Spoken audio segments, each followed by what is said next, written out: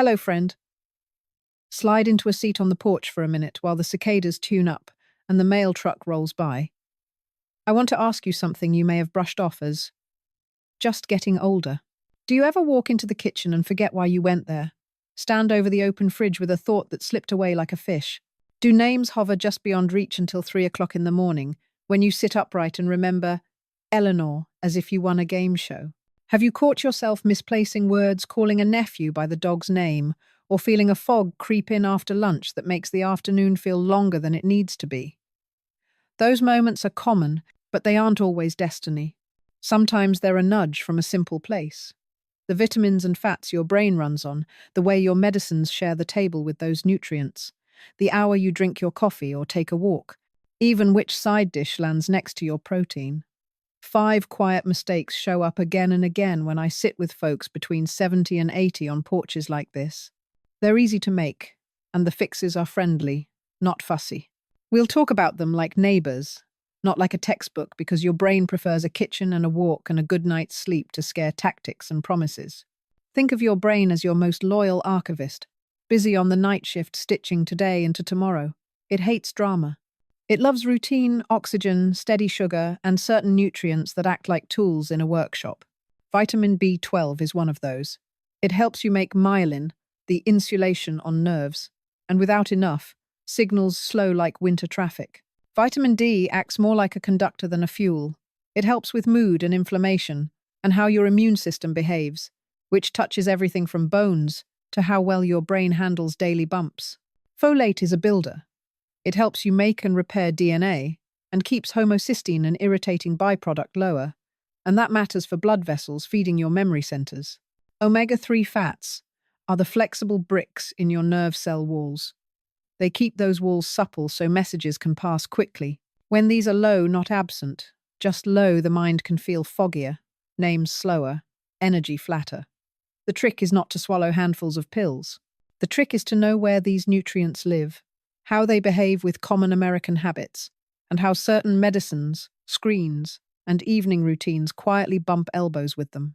Let's start with a small story, because that's how truth arrives in real houses. Henry is 75, a retired shop teacher, with hands that still look ready to fix a bandsaw.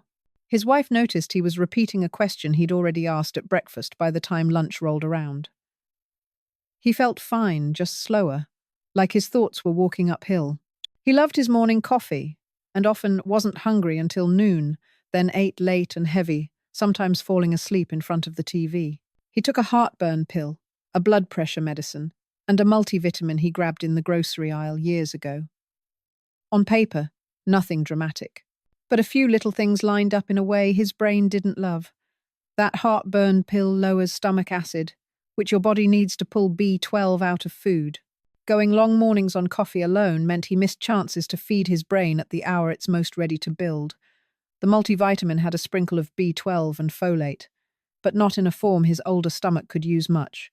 Evenings stretched with screens, so sleep drifted later, and sleep is when the brain files the day. We didn't hand him a bag of expensive bottles. We moved breakfast to the table beside his coffee, Greek yogurt, and berries with a spoon of peanut butter. We traded his multivitamin for one with B12 that dissolves under the tongue. We kept his heartburn pill, but asked his clinician whether he could step it down to the smallest dose that worked and take it away from his B12. We put a walk around the block after lunch. We pointed his phone toward a kitchen charger. By 9. A month later, his questions repeated less. His afternoons felt clearer. He didn't become 35. He became himself again, more hours of the day. One mistake I see all the time is trusting a label to fix a kitchen. I take B12, so I'm set, someone says. And then I find a gummy with a small dose swallowed with a hot coffee that moves everything through fast, an hour after a stomach pill that made absorption harder. B12 comes in food mostly from animal sources: eggs, dairy, fish, meat, and lots of folks eat less of these with age, for all kinds of reasons. Budget, chewing trouble, taste changes. That's fine, we adapt. But if your stomach acid has been tamped down by reflux medicines month after month, you absorb less from food. You can still keep those meds if you need them. But your plan shifts. We ask your clinician about checking B12, and sometimes methylmalonic acid, which tells the truth when B12 is teetering. If you're low or borderline and normal lab ranges aren't the whole story, in older adults you bring in a B12 that doesn't rely on stomach acid, like a tiny tablet that melts under the tongue or a liquid drop, taken when you're not chasing it with a large mug. For many, that gentle change brings subtle wins, steadier balance, a warmer mood, a memory that doesn't leave the room as often. Food stays in the picture. An egg folded over spinach or cabbage, cottage cheese with fruit, a tuna salad made with yogurt and mustard, a cup of milk in your oatmeal. American, ordinary, affordable plates. Another common misstep is letting sunlight and the calendar decide your vitamin D while your phone steals your mornings. Vitamin D is as much about routine as it is about the Sunday. We make some in skin, yes, but older skin is less efficient, and we spend more time inside, often on screens that confuse the brain's clock at night.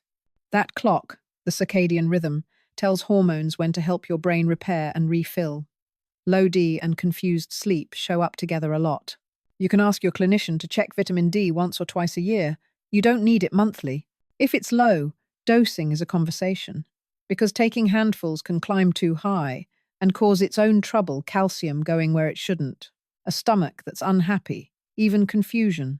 Foods with D exist, though most are modest. Fortified milk, some yogurts, certain breakfast cereals, and fatty fish like salmon. Here's the gentle trick. Morning light in your eyes for a minute, not through a screen, sets the clock that helps sleep. A glass of milk or fortified plant milk near breakfast adds a little D to your day without a performance. If a supplement belongs in your house, your clinician picks the dose, and you keep it small and steady until labs say otherwise. People expect fireworks.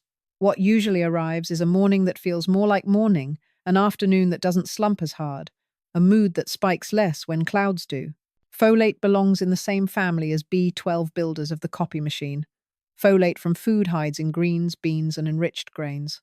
Most American loaves and pastas carry folic acid, the supplemental form, by law, which has been good for newborns for decades. But older bodies sometimes need a different flavor of help. If you take methotrexate at a low dose for arthritis, your clinician likely already told you to take folic acid on your off days. That's a must, because methotrexate tangles with folate in a way that can make you feel wrung out. If you're on an anti-seizure medicine, certain types can nudge folate down, and that's a conversation, not a crisis. If you don't eat many greens because of warfarin and fear that older blood thinner does a dance with vitamin K in leafy vegetables, clarity helps. You don't have to avoid greens. You have to be consistent so the dose matches the plate. A fennel-scented rule of thumb lives in my clinic. Folate from a kitchen works better than folic acid from a bottle unless your clinician asks for the bottle on purpose. Beans, citrus, asparagus in season, a bowl of leafy greens. These are brain foods in ordinary American bowls. If a supplement is appropriate, some folks feel better with methylfolate. But I don't turn kitchens into chemistry sets. I make lunches into bean salads and dinners into roasted vegetables with a squeeze of lemon and let labs be the judge later. Omega-3 fats, the third leg of this stool, live in fish, walnuts, flax, and some eggs if the hens were fed differently. The mistake here is assuming that a fish oil capsule is the same as a plate of salmon, and then swallowing 3 to make up for not liking fish. Too much oil can nudge bleeding risk in the wrong direction. It can sour the stomach. It can interact with blood thinners in ways that are more theory than terror, but still worth a call to your clinician. A simple path is often best. 1 or 2 fish meals a week, if your tastes and budget allow, canned salmon or sardines tucked into a sandwich with lemon and pepper, or a small, reputable supplement if your clinician says yes and your plate says, no thank you. Some people feel their mood lift a notch when omega-3 seconds show up consistently. Some feel joints whisper less. For memory, the promise is modest, and the safety hinges on dose. More is not more. Enough is enough. The fourth mistake is thinking a multivitamin is harmless at any dose, at any hour, next to any medicine. Over-supplementing can sneak up on older bodies because we metabolize differently. We take more prescriptions, and kidneys have seen more birthdays than we like to count. A handful of gummy multis can add up to too much B6 tingly fingers and toes tell on that error, or too much vitamin A in certain forms, which the brain does not love. High-dose vitamin E arrived on the scene years ago with promises and left with more questions than answers, especially at doses that invite bleeding. The fix is not fear. It's reading a label with the same eye you bring to a restaurant menu. Does your multi cram in heroic doses of things you're already getting at the table? Trade it for one that respects your plate and your age, or skip it if your meals are steady and your labs are kind. People like simple rules. Here's mine. Add specific things you need for a specific reason, for a specific time, and let your clinician know. Kitchen first, bottle second, homework always. The last mistake is timing. Coffee without food first thing, a big dinner with a second glass of wine, a late night scroll under blue light, a morning pill on an empty stomach that leaves you a little lightheaded. These are not sins. They are clues. Memory is a day-long relay race. If you start with coffee alone, your blood sugar rides a small roller coaster that lands you hungry at 2 and ravenous at 6. You eat heavy at 8 and ask your brain to file the day with a belly full of salt and screens arguing with your clock. Over time, that rhythm leaves you foggy in the afternoon and wired at night. No supplement wins that race. A small breakfast with protein, a short walk after lunch to pump blood through the highways that feed your attention centers, a lamp as the last light. So sleep shows up on time. These are memory tools disguised as ordinary habits. They are senior wellness in sneakers, not science fiction. They tilt healthy aging in your favor, one Tuesday at a time. Let me show you a kitchen that respects a brain, not with perfection, but with a plate you can imagine eating. Breakfast sits beside the morning paper, or your favorite show. An egg folded over shredded cabbage and a slice of whole grain toast with a smear of avocado if that flavor belongs to your life. Or a bowl of fortified milk with oats, walnuts, and blueberries. Or Greek yogurt with a swirl of peanut butter and a handful of strawberries. The coffee sits there, not in the driveway the way it used to. If B12 needs help, a tiny dissolving tablet meets you mid-morning, not chasing your heartburn pill. Lunch is simple because that's the only way lunch ever happens. A bean and veggie bowl with lemon and herbs, or a turkey sandwich with mustard, tomato, and a crisp side of cucumbers and peppers, or a leftover piece of salmon flaked over greens with a squeeze of citrus. You walk 10 minutes to the mailbox that has the dent or the aisle where the floor buffer hums, and your calves act like the pumps they were born to be. Dinner steps away from salt that shouts and plates that sink you. It becomes fish or chicken or tofu, roasted vegetables that grow sweeter at the edges, a baked potato with Greek yogurt and chives instead of melting cheese, or brown rice with a squeeze of lime. If wine belongs to you, keep it to 1 and pour water that looks like a jewel under a lamp. You turn off the screens early, let the lamp say goodnight, and sleep builds the long-term shelves where today's names live tomorrow. This is not reverse chronic disease naturally as a slogan. This is refusing to make your brain's job harder than it needs to be. What about whispers versus red flags? Whispers are the small signals that tell you your plan needs a tweak.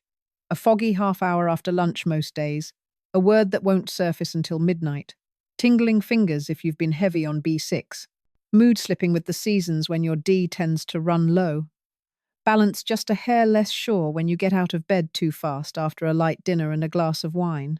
Those answer to routine. More protein in the morning, a B12 conversation, a little light in your eyes at 8 a.m., a walk that uses your calves, a shift from heavy sauces to herbs and lemon. Red flags are different. Sudden confusion that feels like the room tilted, a one-sided weakness, or a face that droops. Sudden trouble speaking or understanding words. A thunderclap headache, chest pressure with sweat and nausea. Very low mood that brings thoughts of harm. An abrupt change in walking that seems out of proportion to the day. Those are reasons to seek urgent care now. Calm doesn't mean wait and see. Calm means go where the people who fix this live. You may be wondering where tests fit. They're not punishments. They're flashlights. If memory is misbehaving, especially if you've changed your meals and sleep and still feel off, your clinician might check a handful of basics. A B12 level, sometimes with methylmalonic acid. Vitamin D, thyroid function, because a tired thyroid impersonates brain fog. Complete blood count, to rule out anemia, metabolic panel to look at kidneys and electrolytes, sometimes folate, sometimes homocysteine, if the lab and the question ask for it. If your story hints at sleep troubles or apnea snoring, waking with a dry mouth, feeling unrefreshed, sleep testing may join. None of this replaces a conversation. It aims it. You bring a 2-week kitchen diary that is not fancy. What you ate in broad strokes, how you slept when you took pills, whether you walked if you noticed tingling or more, forgetfulness. This is doctor advice for seniors in American handwriting, not a worksheet that makes you feel like school. You don't have to love fish to love your brain. You can be a once-a-week salmon household with canned salmon patties on Tuesdays and still feed your memory.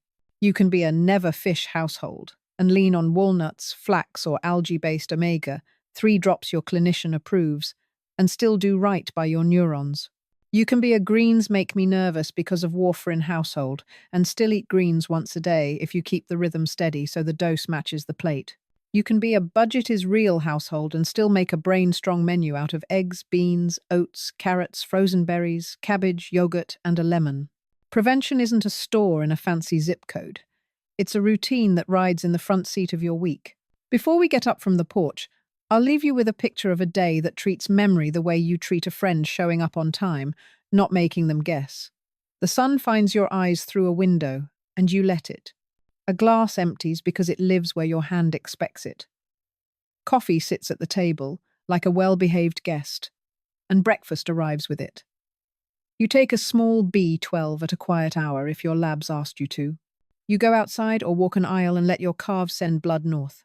Lunch keeps you even, beans and colour, or soup with good bread and a side of crunch. You answer the afternoon slump with a short walk, instead of candy wrapped like a solution.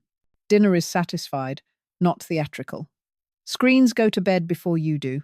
Your pillow welcomes a brain that has what it needs a day that made sense. That's healthy aging. That's senior nutrition that tastes like dinner. That's how to live longer after 70 without making life smaller. If this felt less like a lecture and more like a neighbor talking about groceries and light and walks, good. Share it with the friend who says, "My memory just isn't what it was," and shrugs. Send it to the sister who keeps buying new supplements without ever moving breakfast to the table. Tell the nephew who thinks wellness after 70 means giving up flavor that roasted cabbage and a lemon can taste like hope. Tap like if the scenes looked like your house. Subscribe so the next porch to kitchen chapter finds you without you having to chase it. Your brain loves boring, loving routines. We can build them together, one Tuesday at a time. The brain's hunger is quiet and specific. It asks for a trickle of steady fuel, a few particular tools, and a rhythm that doesn't keep changing the channel. When the channel does change, when coffee replaces breakfast, when screens stretch the evening, when a heartburn pill blocks stomach acid just as your dinner tries to hand over vitamin B12 memory doesn't throw a tantrum. It just fades at the edges.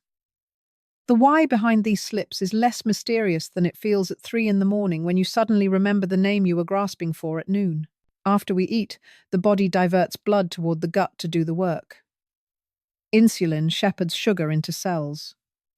In a healthy loop, that rise and fall is gentle, but a plate heavy on refined starches swings the curve higher and faster.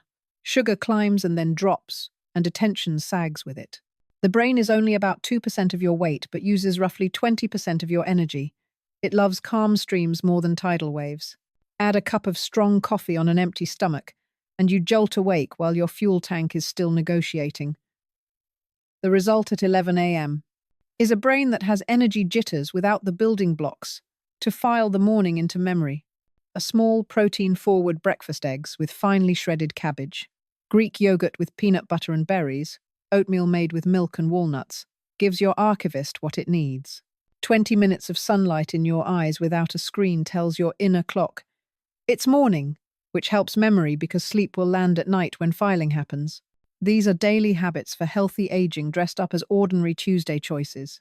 B12 is a quiet example of how mechanism meets the American kitchen.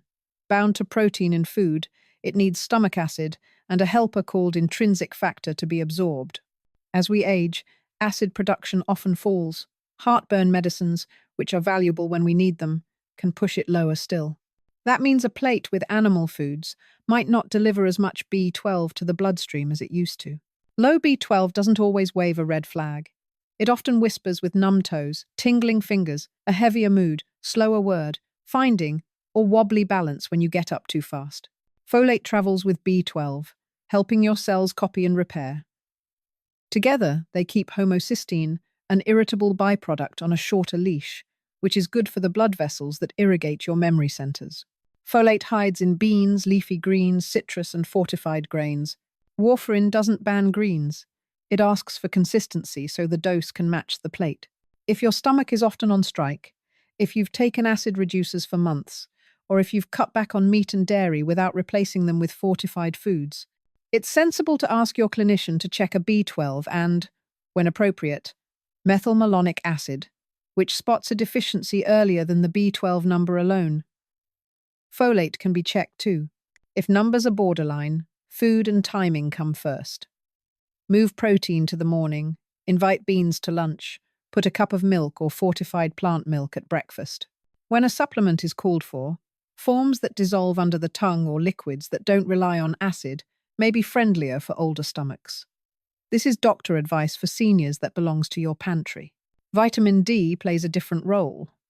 Think of it as the usher who seats different systems, so they don't talk over each other: bones, mood, immune function. Older skin makes less D from sunlight. Winter steals time outside. Screens at night trick the clock. Low D can feel like a grey filter over your days. The solution doesn't look like megadosing without a plan. High D can push calcium into places it doesn't belong and leave you nauseated or foggy. The safer path is a simple blood check once or twice a year, small doses chosen by your clinician when needed, and rhythms that help your body use what it gets. A reliable morning outside the screen, fortified milk or yogurt near breakfast, a walk that reminds muscles they're still on the payroll. That loop light, plate, movement adds up to senior wellness more reliably than any single capsule. Omega-3 fats are the flexible bricks in neuron walls. When cell membranes are fluid, chemical messages cross more smoothly. You don't need a fancy fishmonger to meet this need. Canned salmon mashed with lemon and pepper into a sandwich, sardines on whole grain crackers, walnuts on oatmeal, ground flax stirred into yogurt. These are best foods for seniors hiding in plain sight. If a capsule makes sense, the dose is modest, and your clinician should know. Especially if you take blood thinners, more is not better. People often report gentler mood and less afternoon drift when omega-3 seconds show up consistently as food. You'll never see a headline about a Tuesday tuna melt, but it's the kind of small thing that keeps memory feeling like yours. Why do coffee, screens, big dinners, and medicine timing show up in a video about vitamins? Because they tilt the same levers your nutrients do. Caffeine rides fast when the tank is empty. That's why coffee. Only mornings leave you chasing energy with sugar by 2 and a second, helping by 8. Blue light at night says, noon. To your brain, at the exact hour, memory needs darkness to store the day. Big dinners deliver salt and sugar in a parade right when insulin sensitivity dips naturally, making post-meal fog more likely. A diuretic taken early without food plus a steamy shower is a recipe for lightheadedness and a day of skipping meals, which sets the whole relay behind. Prevention beats repair because prevention is made of small, boring choices you can keep. Coffee beside breakfast, not instead of it. Screens to bed before you are. A short walk after lunch to pump blood through the highways that feed attention. Evening plates that taste like dinner without being a test your brain has to grade. There are signs to respect and warning lights to act on. Whisper-level signals say, adjust the plan. A fog that reliably arrives after lunch. Names that come a beat late, but do come. Tingling that made you look at your shoes to see if a seam is out of place. A mood that droops when winter does. Balance that's squirrely right after you stand. Sleep shifted later and later. By a phone that won't stop talking. These answer to plate, light, movement, and the right forms and timing. For B12, D, folate, and omega-3 seconds. Red flags are different. Sudden confusion that is out of character, one-sided weakness or facial droop, sudden trouble speaking or understanding, a thunderclap headache, chest pressure with sweat and nausea, a blood sugar reading so high or low that it comes with shakiness, confusion, or faintness. Those are reasons to seek urgent care now. Calm doesn't mean waiting. It means going where help lives, without panic. Bring your life into the room when you see your clinician. A small 2-week log turns guesswork into guidance. Write your breakfast in nouns: yogurt, berries, peanut butter, or coffee only, if we're telling the truth. Note whether lunch was a bean bowl or a drive-through. Jot bedtime for the phone, and whether the lamp was the last light. Mark pills with times, especially acid reducers, diuretics, metformin, blood pressure pills, warfarin, or seizure meds, because those change how nutrients behave. Add symptoms in plain words: fog after lunch, names late, tingling toes, mood flatter in February, and whether a short walk helped. With that map, a clinician can order labs that make sense. B12 with methylmalonic acid, folate, vitamin D, thyroid panel, complete blood count, basic metabolic panel, sometimes homocysteine, and read them in context. You leave with a plan that sounds like it was written at your table. This why isn't complete without the everyday ways Americans actually eat, season by season. In July, hydration and light are easy. The trick is not letting sweet tea and late sunsets steal your morning appetite and your sleep. A summer brain-safe plate looks like a grilled piece of fish or chicken, a roasted ear of corn without drowning it, a big bowl of tomatoes and cucumbers with lemon and pepper, and a scoop of beans. Dessert is fruit that tastes like the month. You sit outside with the phone inside, and sleep shows up when it should, which is free memory medicine. In January, light is scarce and screens are persuasive. You answer by standing at a window for a minute before coffee, eating an honest breakfast that includes protein, building lunch from a soup that isn't all noodles, beans, carrots, cabbage, and taking a mall lap when sidewalks are sly. The same nutrients travel both calendars. The schedule is what changes. 2 composite neighbors show how these mechanisms behave in the wild. May is 72, a retired librarian who loves crossword puzzles and hates fish. Her B12 ran near the low end for years while she took an acid reducer and skipped breakfast. She felt woolly in the afternoons and started calling her grandson the little one because his name scurried off. She moved a protein bowl to the morning, asked her clinician about stepping her reflux pill down to the smallest effective dose, took a tiny dissolving B12 at a quiet hour, and added fortified milk to oatmeal with walnuts most days. Names stopped playing hide and seek. The crosswords got their edge back. No miracle, just a relay rebuilt. Reggie is 79, a former trucker with hands that still smell like motor oil when it rains. Winter dragged him into a late-night TV habit. Wine drifted to 2 glasses. He took his diuretic early and showered hot before breakfast. He felt woozy, skipped eating, and arrived at lunch with a sugar swing that made him chase sweets. He started setting the phone in the kitchen by 9, swapped 1 wine for water, put breakfast back on the table, moved the shower after food, and asked for a small vitamin D dose after labs during the shortest months. He didn't turn into a monk. He stopped rehearsing fog. You can keep pleasure. Coffee belongs beside food. Wine can live as a story you tell about a single glass with a good dinner rather than a nightly background noise. Salt tastes better when herbs, lemon, garlic, and pepper do more of the talking. Restaurant nights are allowed. They go better when you drink water before the menu arrives. Order the grilled thing from a pan rather than a ladle from a vat, and take a slow walk after, so your calves can push blood up through those one-way doors. Memory is a tissue fed by circulation as much as chemistry. Over 70 fitness is a porch to mailbox loop repeated most days, not a membership card. If there's one practical thread to pull through this, why? It's this. Your brain believes what you do most often. When breakfast happens, coffee behaves. When light finds your eyes without a screen, sleep listens. When lunch includes beans and colour, afternoons stay level. When dinner is satisfying but not theatrical, the night is boring in exactly the right way.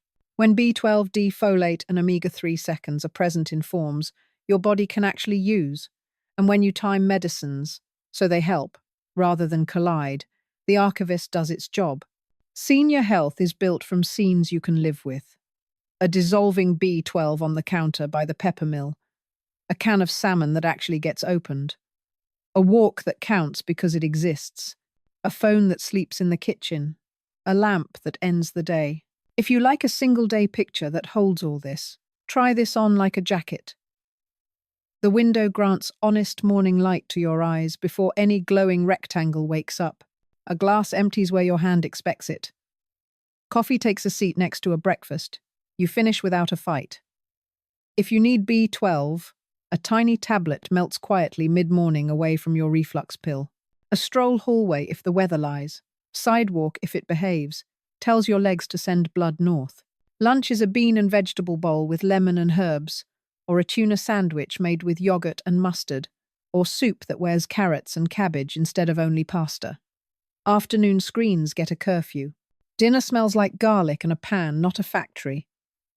Fish on Tuesday, omelette with vegetables on Thursday, roasted chicken with a baked potato topped with Greek yogurt, and chives on Saturday.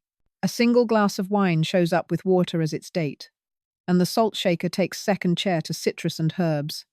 The phone sleeps in the kitchen. The lamp clicks off. Your brain files the day on shelves it built the night before.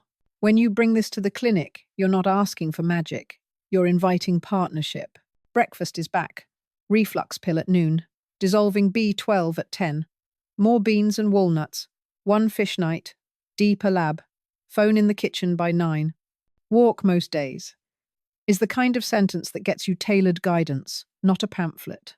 Prevention over repair is not a slogan. It's the feeling of walking into the kitchen and remembering why you went there, of calling Eleanor, Eleanor, while the sun is still up. Share this with the friend who keeps buying new bottles without moving breakfast to the table, with the sister who thinks she must swear off greens because of warfarin, with the neighbor who jokes about senior moments, but wants afternoons that feel like his. Healthy aging is not dramatic. It's delicious and repeatable when you let kitchens, sidewalks, and bedtimes do their quiet work. If you felt that truth in these scenes, keep going with me. We'll keep turning science into groceries and routines you actually like to live. Personal routines are where these brain-smart ideas stop living on a label and start living in your house, with your knees, your calendar, your weather. Memory likes a day that repeats kindly, not a week that tries to be impressive for 48 hours and then collapses. So we tailor it until it fits the way a favorite cardigan does, soft at the wrists, pockets where you reach without looking, warm enough to keep the draft off. If stairs complain before breakfast, you don't prove anything to them at dawn. You give your legs an easy job so blood gets moving toward the places that help you think. A sturdy chair by a window becomes your little training ground. Sit tall and lift one knee toward the hand that's waiting. Then the other. Slow enough that your belly feels like it's waking up too. Press your heels into the floor as if you were trying to leave a mark, hold, and release. That gentle push wakes your thighs without asking your joints to negotiate. Stand once, and sit once, with the lightest hands on the armrests, letting your legs do most of the work. Even 2 or 3 careful rises tell your circulation which way up island. Keep a countertop within reach and lean into a long calf stretch, heel behind you, knee soft, breath steady, then switch sides. None of this is a workout poster. It's how you keep the blood highways that feed attention and word-finding open before you ask your brain to file the morning into memory. If you walk with a cane, the hand you choose matters more than people think. Carry the cane in the hand opposite the knee or hip that fusses. It smooths your gait, steals less energy, and frees attention for the world you're walking through. A rollator isn't an admission slip to being old. It's a moving park bench. Set the brakes, stand tall, release, walk to the end of the song that lives in your head, sit whenever you like. Your calves are pumps. Every squeeze opens one. Weigh doors that push blood back toward your heart, and then upstairs to your thinking centers. The brain notices that steady delivery more than it notices anyone's opinion. Apartments change the choreography, but not the benefits. Hallways become boulevards at 8 in the morning when they're quiet and bright. Big box stores are indoor parks at opening time. A cart gives you a steady handle, and the lights make winter less persuasive. If wheels are your frame, you don't get left out of circulation. Point and flex your feet. Draw slow circles with your ankles. Straighten one knee at a time so the thigh has to hold the pose. Then switch. 10 quiet repetitions while the kettle hums will do more for afternoon clarity than you expect. The point isn't sweat. It's signal, send blood north, please, and your brain thanks you in the language of steadier attention. Breakfast is where memory learns what kind of day it's going to have. Keep the options American, affordable, and friendly to older stomachs. If eggs say morning to you, let them stay, but give them a softer landing than a stack of white toast drowned in jelly. Finally, shred a handful of cabbage or zucchini. Let it kiss a little olive oil and pepper in a skillet. Then fold your eggs over the greens. Add a slice of whole grain toast with a smear of peanut or almond butter if you want staying power without a sugar spike. Cottage cheese can be blended into a smoothie with frozen cherries and a splash of milk, dairy, or fortified plant, so it tastes like dessert without behaving like it. Greek yogurt in a bowl with peanut butter swirled through, a handful of walnuts, and blueberries from the freezer is a 5-minute breakfast that delivers protein, omega-3 seconds from the nuts, and the kind of steady fuel brains prefer. If dairy doesn't agree with you, silken tofu whirls into a creamy base for fruit in the blender, and scrambled tofu with onions and peppers picks up any spice you love. Coffee doesn't need to leave. It needs to stop acting like it owns the morning. Put it next to food and water, so your archivist, the part of your brain that files the day, has something to work with. If B12 needs help in your life, a tiny sublingual tablet belongs in the late morning, separate from your reflux pill, so your body can keep what it's offered. Lunch refuses to happen unless it's easy. That's fine. Stack the deck. Keep beans you like: cannellini, chickpeas, black beans in the pantry, and cucumbers, bell peppers, carrots, and lemons where you can see them. Toss beans with chopped vegetables, a glug of olive oil, a squeeze of lemon, herbs you don't have to measure, and call it a bowl. If you want bread, make it the kind that keeps you full without insisting on a nap, and add tuna mashed with Greek yogurt and mustard, or flaked canned salmon with pepper and lemon. If sandwiches feel more like home, put a real pile of colour on the plate beside it. Crunch steals the job from chips without making you grieve. A short walk afterward, mailbox to corner and back, 2 store aisles, while the floor buffer hums makes your calves do their pump work so the afternoon gets the blood it needs. Dinners carry most of the day's swagger in this country, which is exactly why they get you in trouble when you're thinking about memory. Make them satisfying rather than theatrical. Roast vegetables until their edges turn sweet and mahogany: carrots, cauliflower, onions, cabbage wedges brushed with oil and pepper. Put a reasonable piece of fish or chicken or tofu on the plate. Keep potatoes if you love them, but bake them and top with Greek yogurt and chives instead of a cheese avalanche. Brown rice or barley can be the calm starch that keeps you from snacking at 10.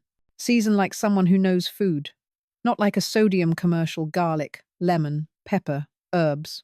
If wine belongs to you, keep it to 1 glass and pour water as its date.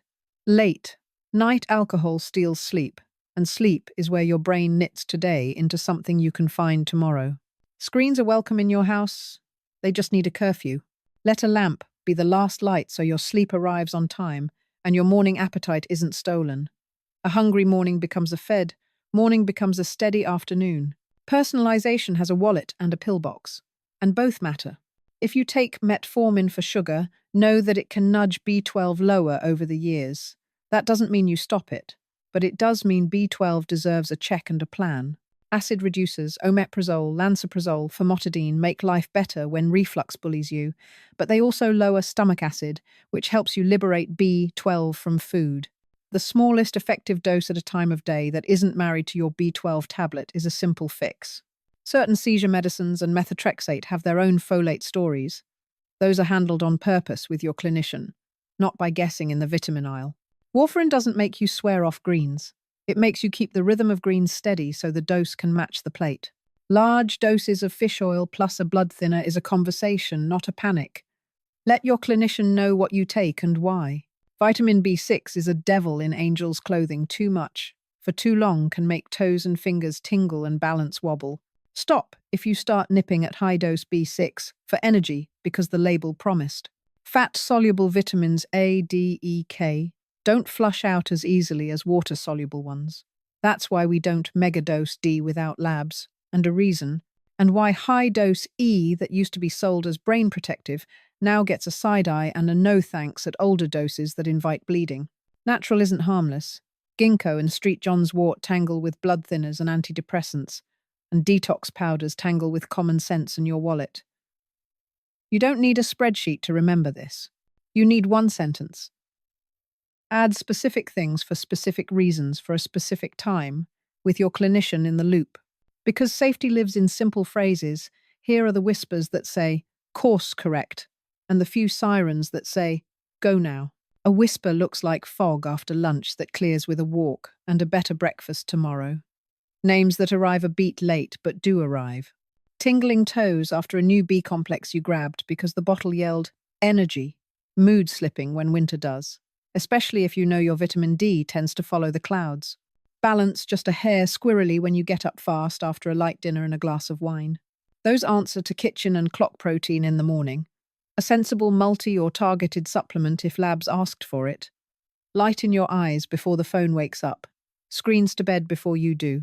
An honest dinner. A short walk. Sirens are different. Sudden confusion that feels like the room turned sideways. 1. Sided weakness or a face that droops.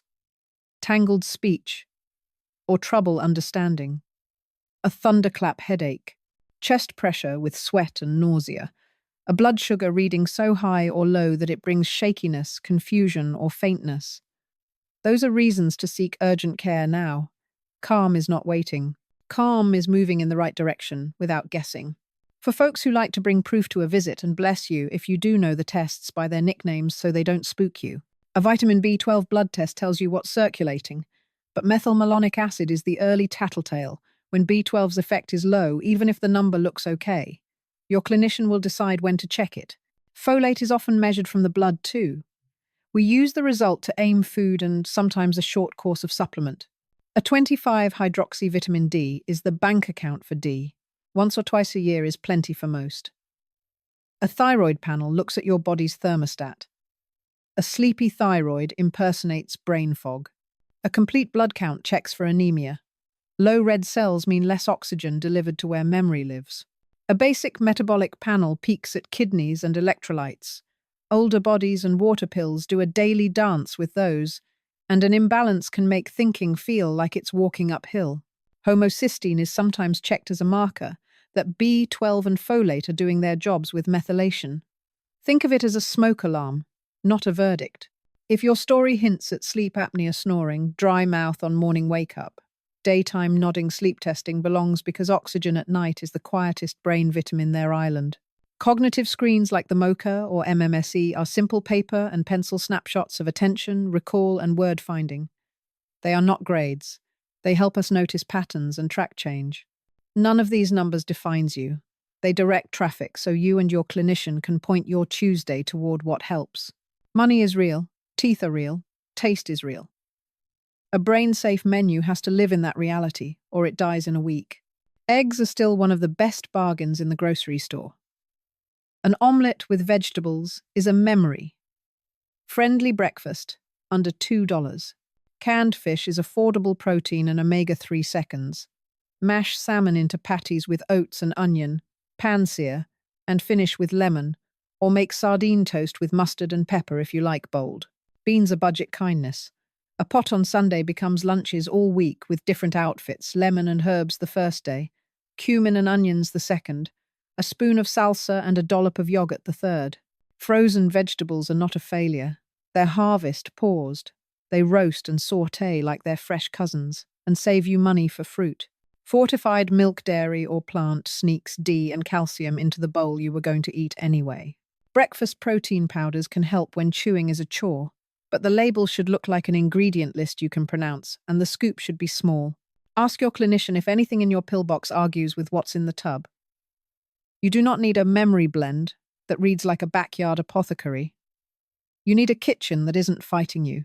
Caregivers can't live inside elaborate plans, so the routine has to survive bad Wednesdays.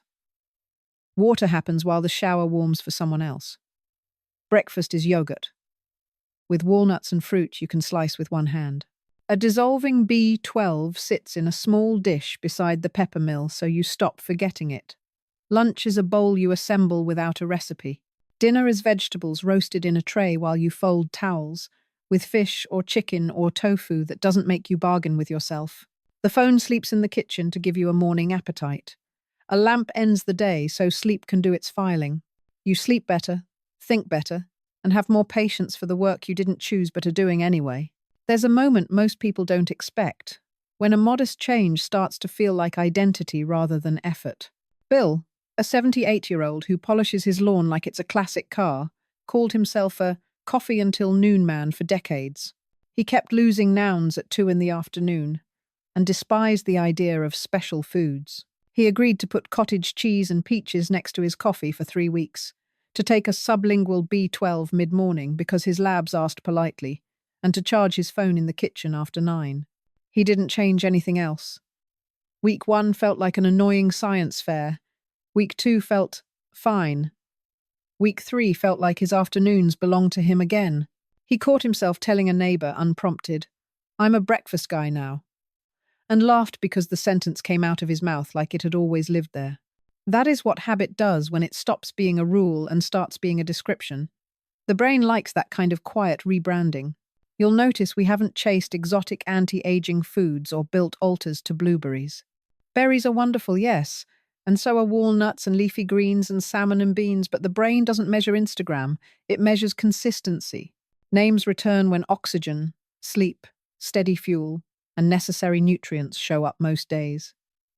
Mood steadies when light finds your eyes before a screen does. Word finding behaves when sugar isn't riding a roller coaster, and when B12 and folate are present in forms your body can actually use.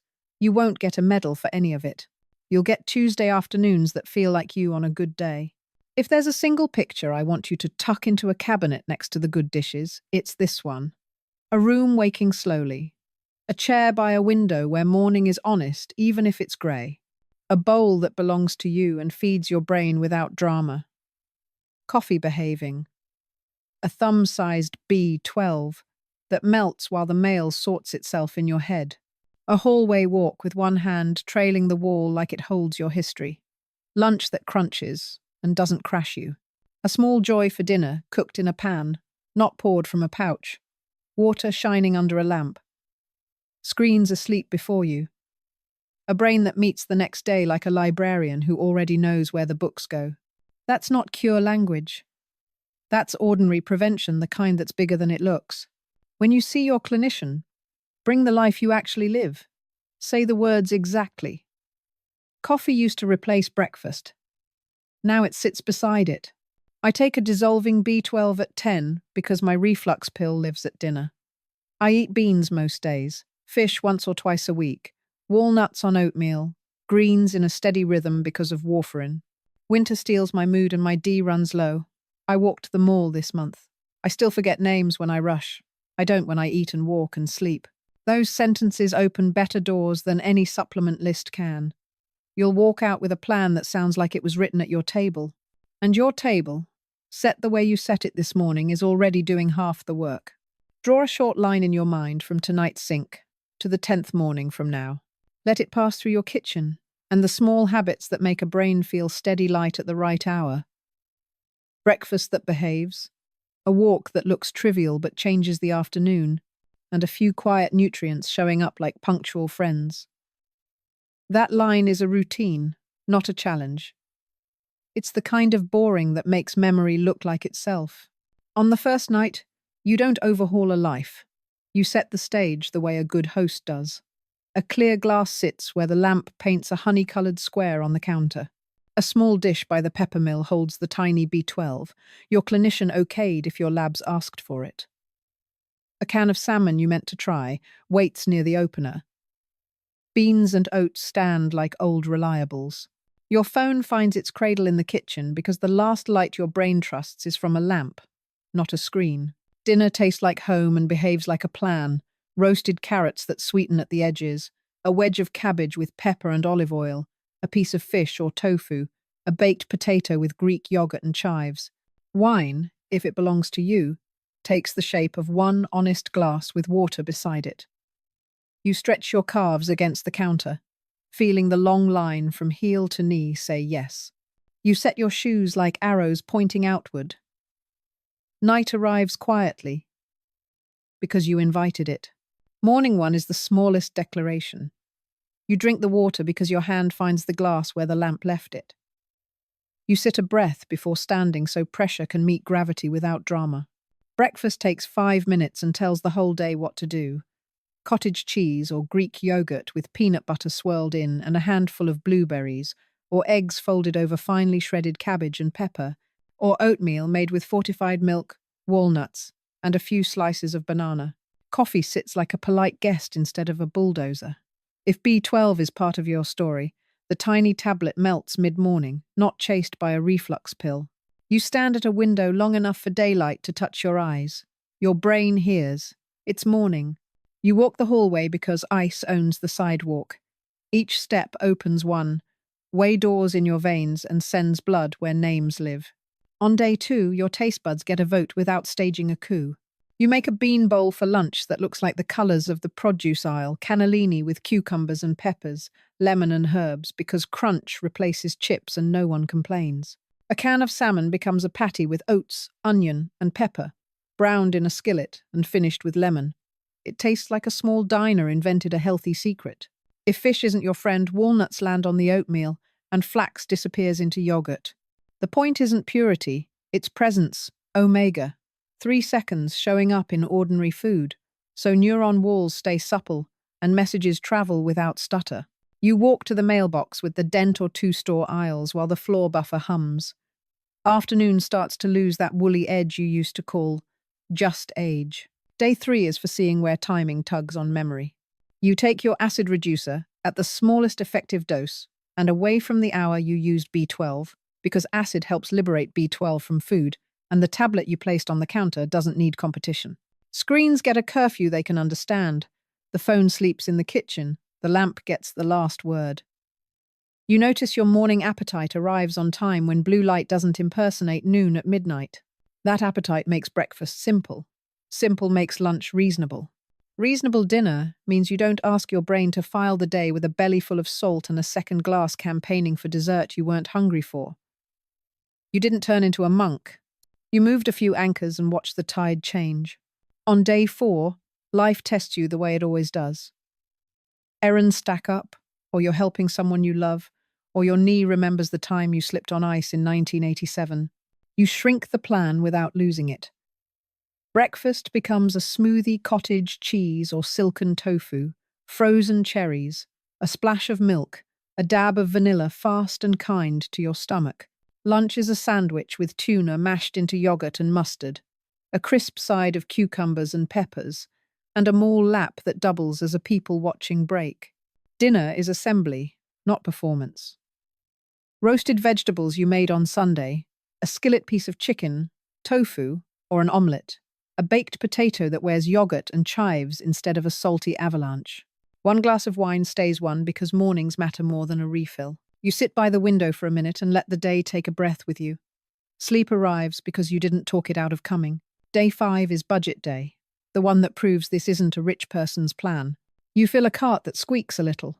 Eggs, oats, beans, frozen berries, cabbage, carrots, onions, lemons, fortified milk, yogurt, a fish of the week if the price is right.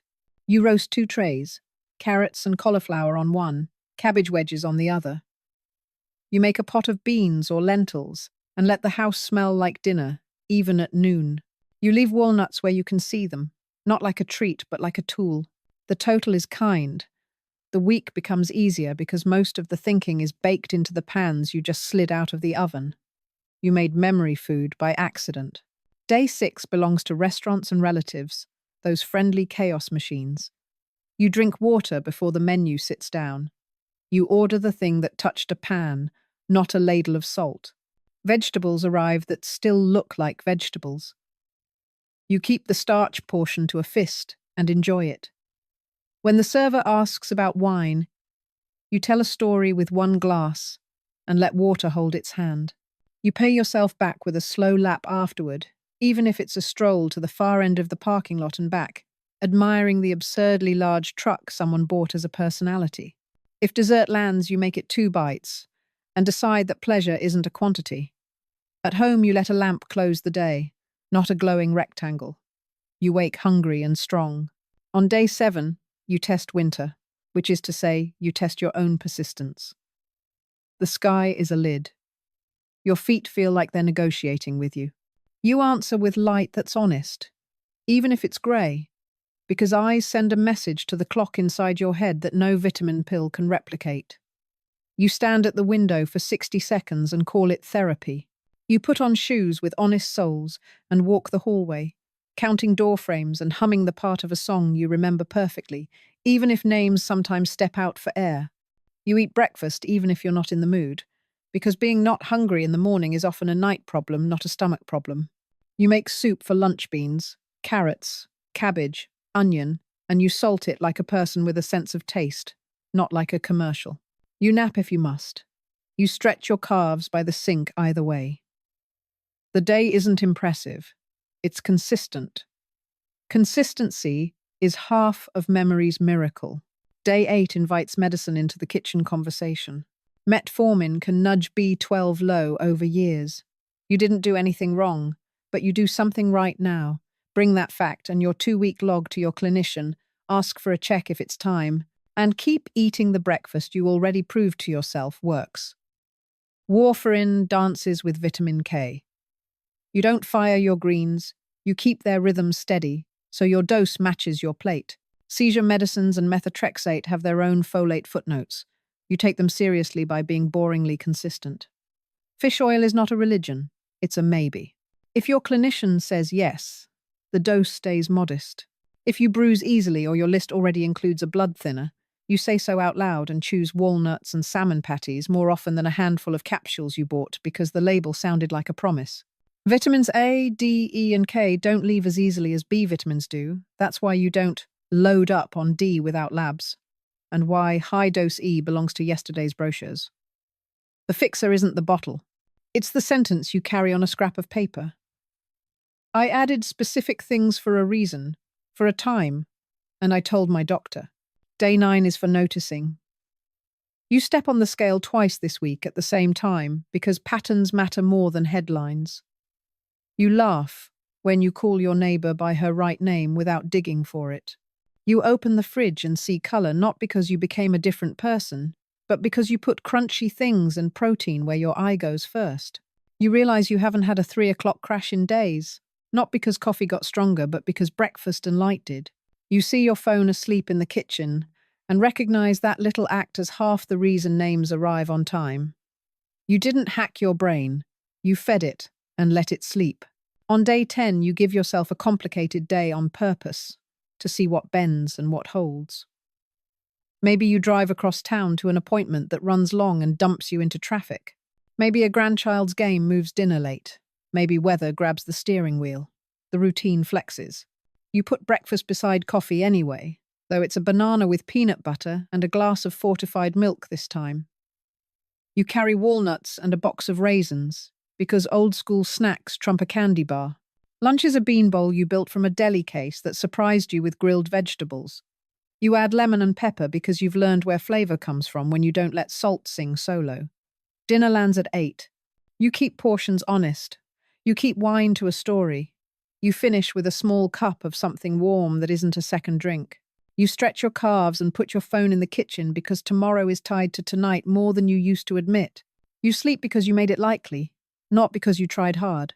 Threaded through these 10 days is an evening rhythm that makes morning easy. Clear the counter. Put the water glass where the lamp will find it. Place the tiny B12 in its dish, if it's yours to take. Slide tomorrow's colors, cabbage, peppers, carrots front and center in the fridge. Move the salty sauces a shelf back so they can't fall into every plan by accident. Dice onions for tomorrow and put a half lemon under plastic so flavor doesn't depend on the shaker. Set your cuff where your hand will land. Shoes point outward. Phone goes to the kitchen. Lamp earns the last word. You're building a runway you can find with your eyes closed. Coffee, wine, and salt aren't villains. They're actors who need better direction. Coffee behaves when it sits beside food and water. If jitters or reflux hijack your morning, Shrink the mug, push it later, or try a gentler roast. Wine brings warmth to a night out. If it shows up nightly with a second act, it starts stealing names by borrowing sleep and inviting late eating. Keep it as a story, not a soundtrack, and give it water as a chaperone. Salt is flavor and friend in the hands of a cook. It becomes a bully when you let restaurants write your week, or packaged foods whisper their way into every meal. Garlic, lemon, pepper, and herbs pull more brightness out of a plate than you think.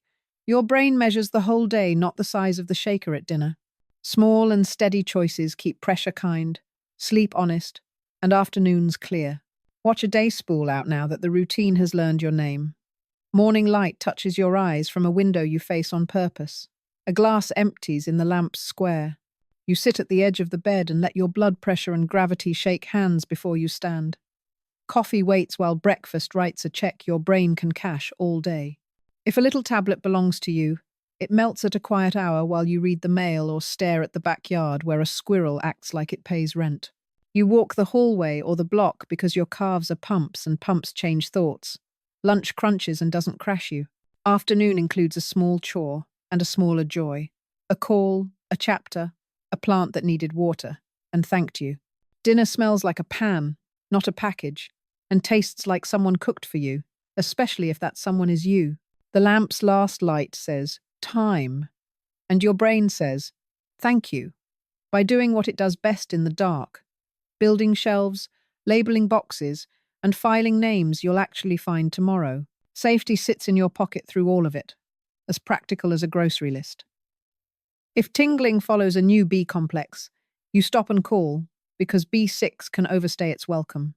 If winter drags your mood down, and your D has a habit of hiding, you ask for a check instead of guessing.